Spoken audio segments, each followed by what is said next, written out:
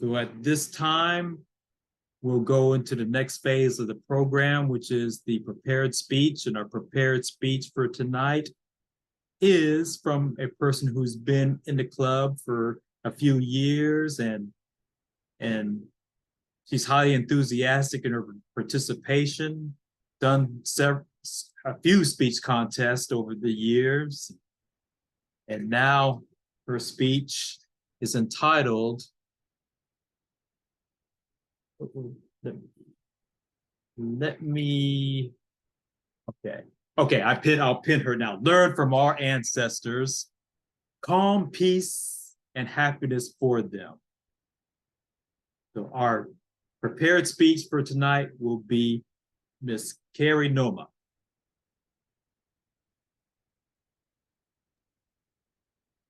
Good evening, everyone.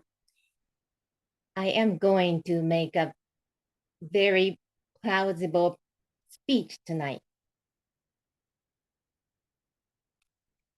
And we're going to learn from our ancestors what were calm, peace, and happiness for them. Before I discuss this, we need to learn kanji. Have you ever heard kanji or Chinese character? I'm from Japan. Kanji is one of the handwriting system. What are kanji? Kanji are logographic Chinese character taken from the ancestral Chinese script and used in Japanese handwriting system. They are pictorial symbolic. Kanjis were brought into Japan from China about 2,000 years ago. It has a long history. They have a long history.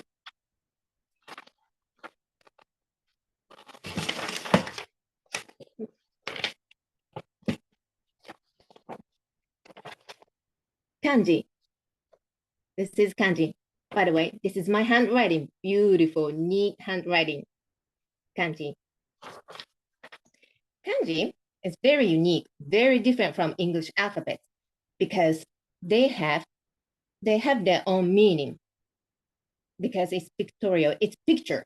What we saw became kanji, Chinese character. Let's see some examples. First, probably you know what it is. Tree. Second stage, third stage. This is a handwriting system we use now. Second example, could you guess what it is? Fire, flame. This third stage, and this is now currently we use this kanji, fire. This is the sun. Oh, by the way, the sun color of sun is different from Japan and the US. American sun is yellow, but Japanese sun is red. That's culture different. Okay, third stage, and this is the sun. And also day, 1 day, 2 days, day. Last one, you probably see, this is moon. Japanese moon and American moon are yellow, same color. And it became, this is moon. What we saw became kanjis. This is a pre-knowledge to discuss this complicated character. This means calm. Each kanji actually consists of a lot of pieces. You see the basically left and right. This part means harvest. You see this is tree and this little slide. This slide means people's hand. So people touch the nature, became harm, food. Let's see food in general here. And now the other part. You see 3 dots here and dot. This became fingers. Can you imagine this kind of fingers and fingers? And this center part is food, particularly knead, bread dough, pizza dough. 2 hands kneading pizza dough. Entirely, this kanji means we have a food in our hand. We have a food for tomorrow. We have a food to eat next week. That's a calm, isn't it? When you get up, open the refrigerator, pantry, look around, no food. You wouldn't feel calm. If you have a food in your refrigerator, you feel calm. This is calm. So food in our hands. That's calm. Isn't it interesting? Second kanji. This is peace. The peace became 2 characters. The top one, you probably see this balance. You can picture, right? Balance, scale. That means emotionally balanced. And also this is a flat. You also see the flat, horizontally flat means equality. Another, the bottom character, please look at this square. This square means mouth. Mouth. This kanji means harmony. So mouth and mouth, mouth. Imagine this music harmony, singing song. Here, mouth and mouth. We talk about something specific, and we all agree. In that time, people's mouth, mouth, mouth, mouth overlap. Imagine that. One person said, I like Carrie, she's sweet. Yeah, she's so nice. But some other people said, no, I hate her, she's really bad. She doesn't help a lot. And at that time, mouth does not really overlap. One mouse here, the other mouse here, another mouse here, another mouse here. That's not harmony. That's not peace. Peace means emotionally stable, balanced, and mouth, mouth, mouth, mouth are overlapped. That's the peace. The last kanji, this is happiness. This is very unique origin. The origin of this kanji, happiness, is this symbol. Could you guess what it is? What's this symbol is? It looks very, some people said boat, I remember that. And other people said something. And the origin of happiness kanji is this one. And what it is? Handcuff. Can you imagine that handcuff? And people, who has a handcuff? Criminal. Imagine that 1,000 years ago, people in criminal become basically sent to the slave or capital punishment. The people who avoid those handcuffs are happy. Yes, we avoid handcuffs. That's happy. Another idea is people who just got handcuffed and released, that's it, or behind the bar. No slave, not slave, or capital punishment. That's happiness. A handcuff with hands with handcuff became happiness. In summary, I assume this happiness means freedom. That's the happiness, is freedom. Now we use this kanji, happiness. We learned 3,000 years ago. Kanji has a 3,000-year history, and in Japan, almost 2,000 years history. And we learned that something really interesting. Sometimes what we think about, what is happiness, what is calm, what is equal, what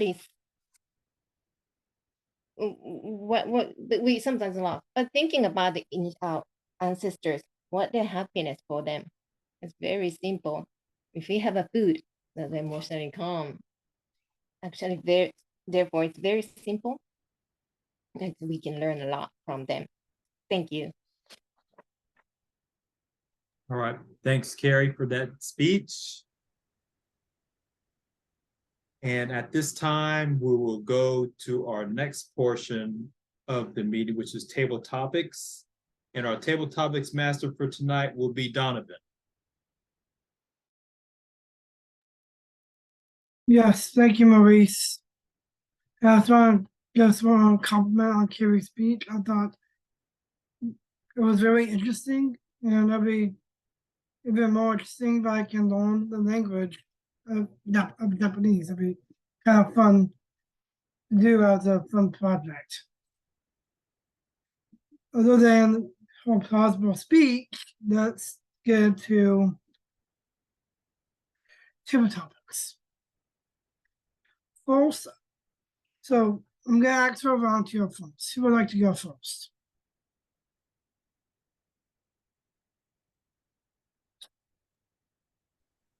Okay, Caleb, pick a number between 1 and 24. Between 1 and 24, I say 4. Your question is, what do you consider summer cookout food? Why?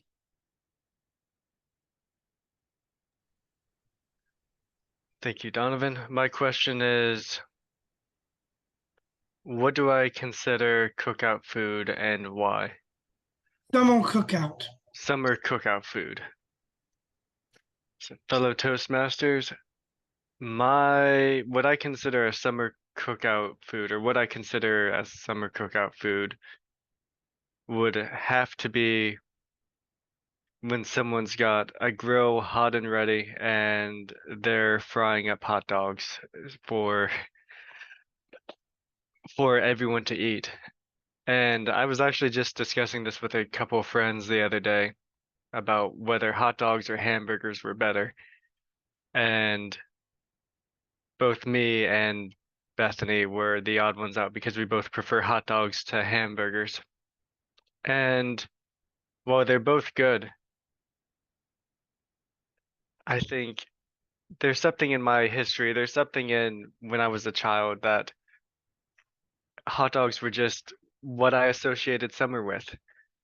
And with that in mind, whenever I think of what I want to have when it gets really hot and everyone's going outside to light up the grill, it's hot dogs. And I believe that's my answer. Back to you, Donovan. Thanks, Caleb. Yeah, it's kind of interesting actually. Whenever I watch TV and they have those commercials for the hot dog buns, they said that's the American food. American summer food, just by watching those commercials. Other than that, who would like to go next?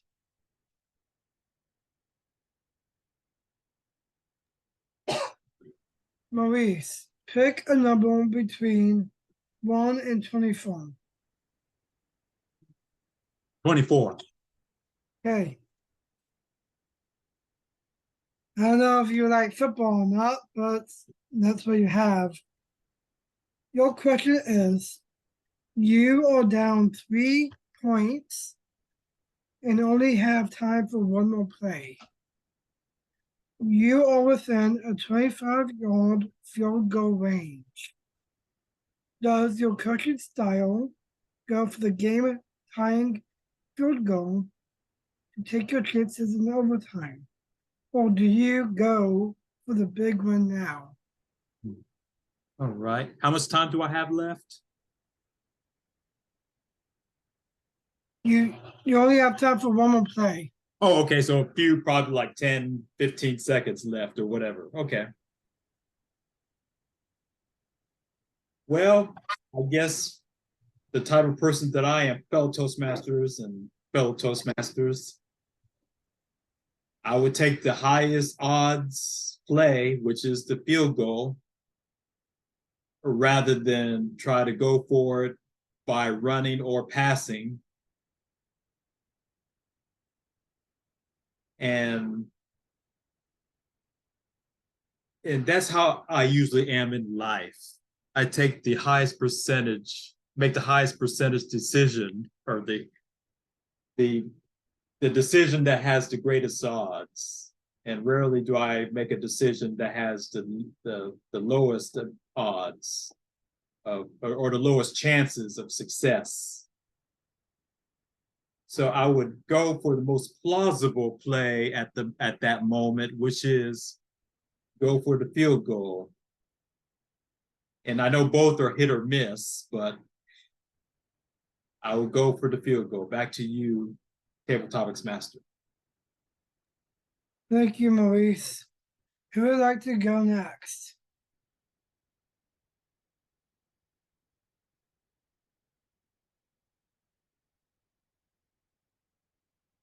Okay, Olivia. Pick a number between 1 and 24. Let me take number 1. Okay.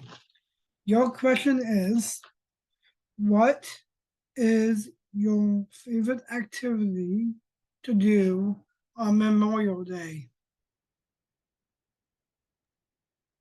Fellow Toastmaster and honored Toastmasters. What is my favorite activity to do on Memorial Day? It would be plausible to assume that I would get into the activities that is most common in the South of family gatherings, backyard barbecues, music, games for children, and maybe even some type of water sport. And those are all okay for me as long as it's not too hot. But with Memorial Day now, I try to take a moment to reflect. I reach out to those who may have lost family members in the military, and even those that are still alive but have served. I take time to reflect on them, to contact them and let them know that I thank them for their service. And then for me, it's nothing better than some grilled cauliflower steaks or portobello mushroom burgers, and yes, some hot dogs. Now, I eat veggie hot dogs, but I love those on the grill.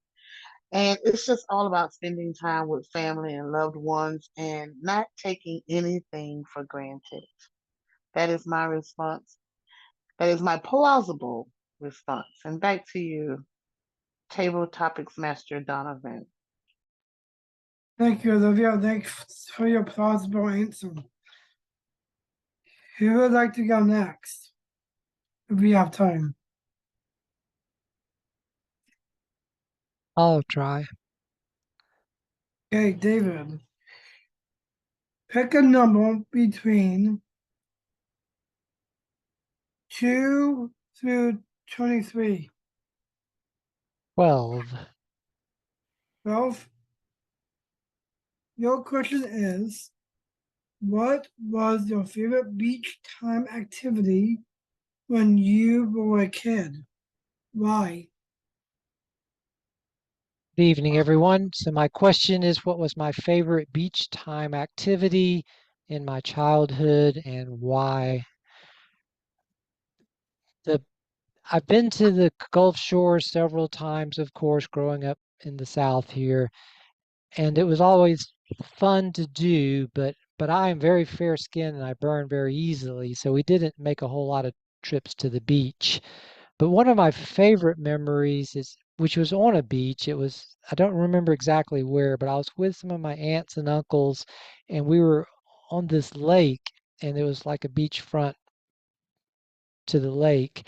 And I remember we walked out into the lake, and we walked way out into the lake, and I was a little boy, and I was afraid of almost a little bit afraid of drowning, but at the same time, just thrilled that we were out there in this body of water. And it was just so much fun to do. And just something about it, just being out in nature, being out in the wilderness, so to speak, out in the real world is a really neat thing.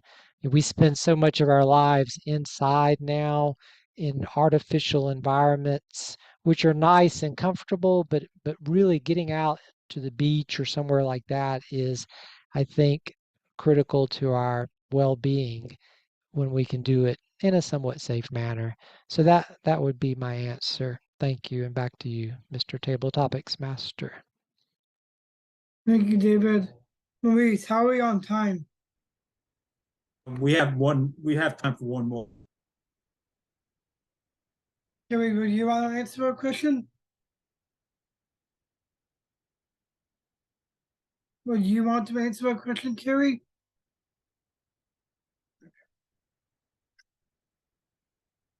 Pick a number between 5 and 11. 5. Your question is, what would you rather eat? Hot dogs, hamburgers, or barbecue? Why? Hot dog or barbecue, you said? Hot dogs, hamburgers, or barbecue? Hamburgers and barbecue. Why? I love grilled hamburger. Very expensive hamburger. Hamburger party beef has to be really nice and it's really good, such as have you ever heard the term wagyu? It's Japanese beef, usually somewhat pricey. And plus, it's not just the wagyu, but it's good part of the wagyu, the central, like such as sirloin or tenderloin, and it's really good part of the meat. And those hamburgers, very good hamburger, and it probably cost. I watched a YouTube video the other day. It cost almost $4,000. I'm sorry, 4,000 yen. That means about $40 in US dollar. Like, I want to try that, but I love hamburger. If I do by myself, hot dog would be easy. My favorite, not hot dog, sausage. I'm confused. Sausage would be good, and put on the hamburger the bun on it. That's my favorite way to do the smoking outside, and they're really good. It sounds so good to me now. Thank you. Back to you. Thanks, Carrie. How are we doing, Maurice? We're done. Okay. So just want to conclude that thought it was a great table topic session tonight, and I enjoyed all of your answers. So it's fun to make up these questions and hear what you have to say. Other than that, I'll go ahead and relinquish the next one to the Toastmaster. All right, Maurice. thank you. And I'm sorry, I just got through unpinning Carrie, because for her whole speech and the whole tabletop, she was pinned on the screen. So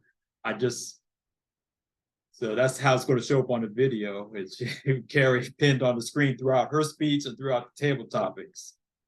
But now at this time, we will go to the general evaluation period. Our general evaluator for tonight will be Olivia. Good evening again, Toastmasters. We are moving into our third and final portion of our meeting, which is our evaluation portion. And I am your general evaluator. I would like to take a few moments to call on the evaluation team, and I will start with David. Will you the prepared speech for Carrie? Correct, yes. Thank you. Did you evaluate? Okay, thank you, David. Do you need me to time you? No, I can do it. Thank you. Okay. Good evening, everyone, again. And I was privileged to be able to be Carrie's evaluator for this evening. And her speech, which was titled Learn from Our Ancestors, I thought was quite fascinating. It's amazing, what we can learn from our culture and how important language is. And to me, when I see Japanese symbols, or it's, my American English brain just looks at it and says, what is that? But now I have a little bit better understanding that Carrie showed us the process for the kanji, when, like, for example, with the tree, where it went through the 3 different phases to get to the final symbol. And when she showed us that, I said, okay, now I understand that's a tree. I think I would have problems working it backwards, but now that but it does help a great deal, and it's a fascinating the way that language works. I thought I really enjoyed Carrie's use of real life props. So often when we give a speech, we'll do, a PowerPoint presentation, which is all great and it can be neat and perfect, but there's something special about just a real piece of paper with things on it and you point to it. I love that. So I think PowerPoint is a very powerful tool, but it's sometimes it's done so much that people get tired of it. And also, I thought you excelled at, as I said, giving a clear explanation of the kanji and how it's derived. As far as things to work on, like most all of us, I think you might could work on a little more vocal variety. There was definitely some vocal variety, but that's something in, that can always, I think we can always work on. And as far as challenging yourself, I had maybe try giving a personal story as to how it related in this instance, like to your learning and your understanding of kanji. Maybe like as a school child when you had that aha moment and said, "Oh wow, now I understand this is," and but that was a really well done speech, and I think your clarity, you had a good clear voice, and you had good eye contact with the camera. You use gestures I think is about as effectively as you possibly could, because I mean you had to um, the chart and the way, but it was that was well done, and good audience awareness, and you were comfortable, and it was a very interesting topic. I think we all got something out of that. So thank you very much, Carrie, and that's my evaluation. And back to you, Miss General Evaluator. Thank you very much, David. That was a very thorough evaluation. And Carrie, I agree. I really enjoyed your speech and I liked learning that. So it was really informative. And I was noticing, even though my camera is not on tonight, I was noticing everyone in the room and their eyes were peeled to your displays, trying to see if they could see what you see and trying to get an understanding. So I enjoyed looking at everyone else's excitement. I think we all were tuned in and it was very informative. I am moving on to our next team member, which will be our timer. So, David, can I hear back from you, please, with our timers report? Sure, thank you, Olivia. And for our timers report this evening, first, it is plausible that I used my frisbees on everybody's speeches, but in reality, I forgot a few times, so sorry about that. It's I'm older now, my mind sometimes just goes, and but I did start remembering it later on. And it's also, well, okay, we'll start with the in chronological order. Carrie's speech I timed at 8 minutes and 48 seconds. For our table topics, it is plausible that Caleb's was 1 minute and 15 seconds because I totally forgot to time that one. But my gut instinct, it was right at that time, so we'll go with that. For our second table topic with Maurice, I did time it at 1 minute and 7 seconds. For our third table topic for Olivia, I timed at 1 minute and 25 seconds. Our fourth table topic was myself, David. I timed myself at 1 minute and 30 seconds. Our fifth table topic was Carrie, and I timed her at 1 minute and 13 seconds. And finally, for my evaluation of Carrie's speech, I timed myself at 3 minutes even. And that is the timer's report for this evening. Thank you, and back to you, Miss General Evaluator. Thank you very much, David. And now let's hear from our all counter grammarian and the use of the word of the day. And I am happy to announce that I think we all did very good on that. So, Caleb, let us hear what you have recorded, please. Thank you.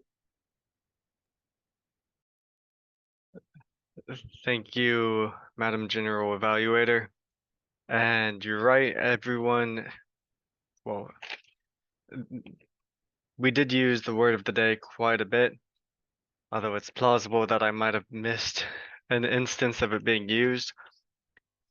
I have Olivia having used it twice, Donovan having used it once, David having used it twice, and myself having used it once. And I'm not sure if I heard Maurice or Carrie use the word of the day, but it's like I said, it's very plausible that I might have missed it. Oh, Carrie used it once. Okay, there we go. Yes, Donovan, That's what I know I said twice. twice. Okay. And Maurice, did you use it at all? Just once, okay. It was a really good speech in the beginning, and then I was completely distracted thinking about other things, and then forgot to keep track of what was going on.